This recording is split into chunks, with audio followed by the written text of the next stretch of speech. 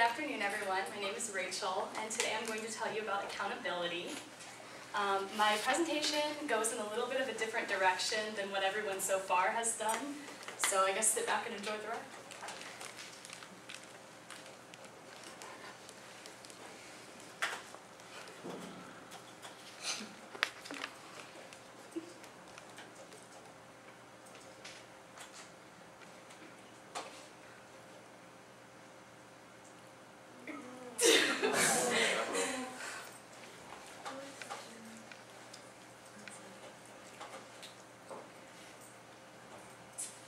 Okay, just a moment, I'm sorry.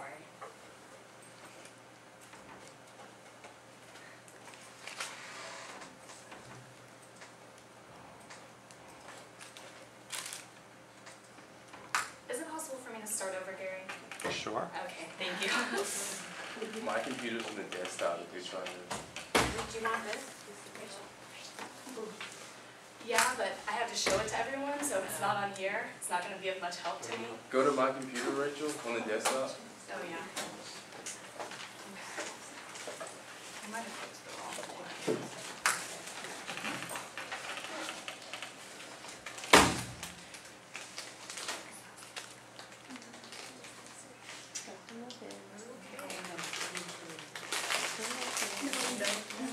Alright, yeah, we're going to do this old-fashioned way. Okay. So, I don't have the visuals I would have wanted, but that's okay. Ready to go? You're still going. Alright. So we're talking about accountability today. Accountability has a very lengthy definition, so I'll spare you guys. In layman's terms, it means to take personal responsibility for one's own actions and not project blame on others for one's own shortcomings. So if you make a mistake, you're not going to blame someone else. In light of the recent presidential election, I wanted to talk about political accountability. There are 8 types of accountability according to authors and things like that. But I'm not going to go into McCain and Obama. I know it's a very sensitive subject. So I want to talk about 2 former presidents who didn't take accountability as they should have for their respective scandals.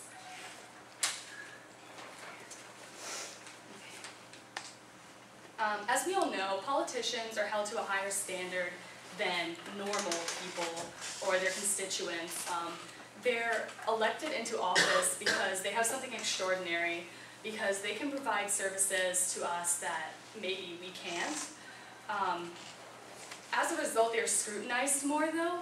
We talked about in our lead class, or in the mentor class the other day, about how a lot of our mentees have things on their Facebooks that are undesirable, that might prevent them from representing lead scholars in a positive light and from getting future jobs and things like that. In the same way, these politicians should be held accountable. I'm going to talk to you about Richard Nixon and Bill Clinton. Richard Nixon was the 37th President of the United States. He was wildly popular. In his second term, he won in a landslide victory. He got 60% of the popular vote. He won every state in the Electoral College except for 2. However, he was involved in a scandal called Watergate. If you all aren't familiar with it, what happened was he received illicit campaign contributions.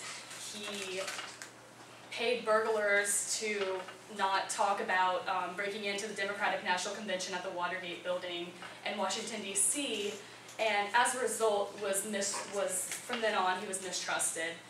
He lost a lot of the public's good opinion of him.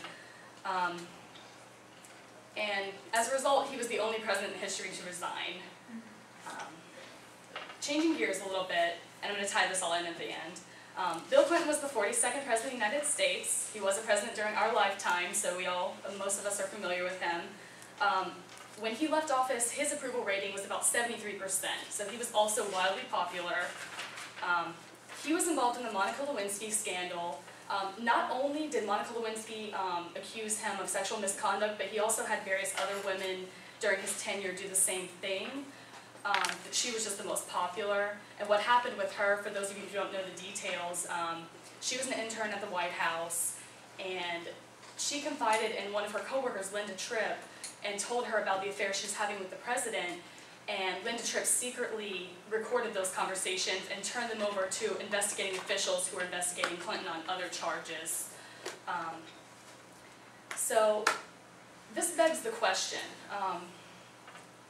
These presidents, both of them, were somehow alleviated of all these charges. They were all exonerated. Like, Bill Clinton was acquitted of perjury and obstruction of justice, and Nixon was pardoned by the subsequent president, Ford.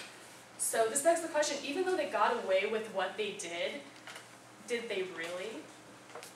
Because Ford, he pardoned Nixon, and he wasn't reelected for a second term. And a lot of experts said that was because people didn't think that Ford was competent enough if he was going to do something like that. And Monica Lewinsky, to this day, is remembered for, she's notorious, she's infamous, she's not famous for something good she did, and she still has trouble getting a job. So it all comes down to accountability in the end. The people affected were not the presidents themselves, but third parties. The presidents themselves never admitted any wrongdoing, and they were all exonerated of all the charges. So it just goes to show that even if you do something and you get away with it, that doesn't mean that other people aren't harmed in the process, and that as leaders we should take accountability for our actions. And I also have three, like, how does accountability relate to people not in political office? 3 examples. Job seekers with their Facebook and MySpace profiles, we talked about that, about how there could be some controversial things. Facebook actually had kind of a problem about a year ago.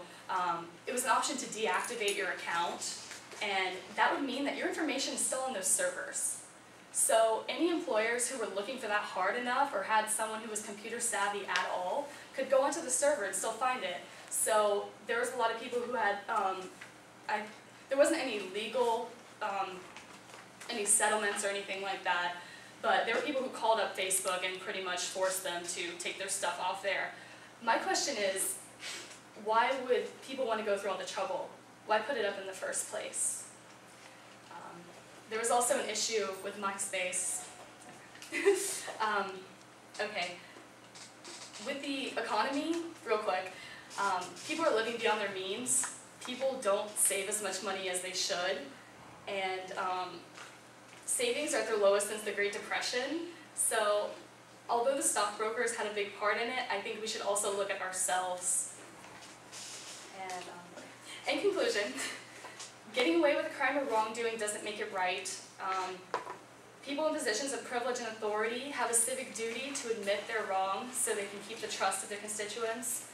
And accountability and integrity go hand in hand. If you take responsibility for your transgressions, people will trust you and you'll be considered credible and loyal. That's it.